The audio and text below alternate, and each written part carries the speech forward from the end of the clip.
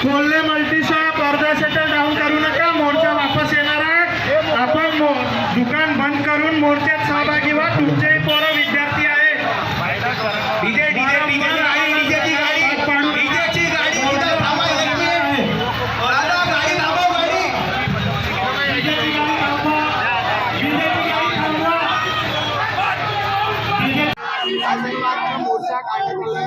नीट paper फुटीच्या विरोधात गेल्या महिन्याभरापासून जंतर मंतरवर जे आंदोलन सुरू आहे, अभिजित जिपके आणि सोनम वांगचुक यांच्या नेतृत्वामध्ये, आणि त्या आंदोलनामध्ये केंद्र सरकारला जागा करण्यासाठी धर्मेंद्र प्रधान यांचा राजीनामा मागण्यासाठी जे आंदोलन गेल्या महिन्याभरापासून सुरू होते, त्या आंदोलनाला न्याय मिळत नाही म्हणून 20 तारखेला संसदेवर विद्यार्थ्यांचा मोर्चा निघाला आणि त्या मोर्चावर अमानुष लाठीचार्ज, अश्रुधुराचा वापर, गोळीबाराचा वापर आणि पोलिसांच्या दंड्याला खिळे ठोकलेले अशा अवस्थेत अनेक तरुणांना जखमी केले, अनेक विद्यार्थी जखमी झाले, काही विद्यार्थ्यांना प्राण गमवावा लागला।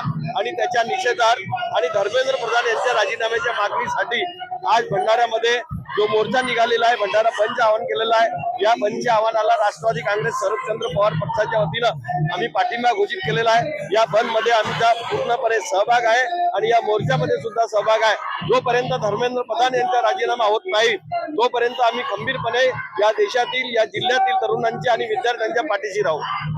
यायची आहे तर एका खुर्चीला वाचवण्याकरिता नरेंद्र मोदी सरकार ही भविष्यातले कित्येक तरी खुर्च्यांसोबत खेळत आहे, हा फार मोठा दुर्दैव संपूर्ण भारत बघत आहे। हा विषय फक्त एक टेबल 4 चेअरचा होता, त्याच्यानं हा विषय मार्गी लागला असता, पण आज त्या तरुणांवर लाठीचार्ज करून जे अस्मितेचा खून खरं झालेला आहे, ज्या संविधानाचा खून झालेला आहे, ज्या पुराण्या पिढीतील लोकांच्या डोळ्यांच्या अश्रू ज्यासाठी देशासाठी त्यांनी वाहिला आहे, ते अश्रू आज त्या मोदी सरकारला दिसत नाही आहे। हा फार मोठा दुर्दैव आहे आणि हे युवक असेच लढा देतील। धर्मेंद्र प्रधानचा इस्तीफाच नव्हे तर जे शिक्षण व्यवस्था ही बिखरलेली आहे ती सुरळीत करायला पाहिजे। नीट पेपर एक जुता लीक होत नाही, एक जुता हा पावसाळ्यात लीक होत नाही, पण हा नीटचा पेपर हा लीक होते, हा फार मोठा दुर्दैव आहे। याच्यासाठी आम्ही नेहमी विरोध करत राहू। एक युवक म्हणून हे आज या ठिकाणी बाईट देतो।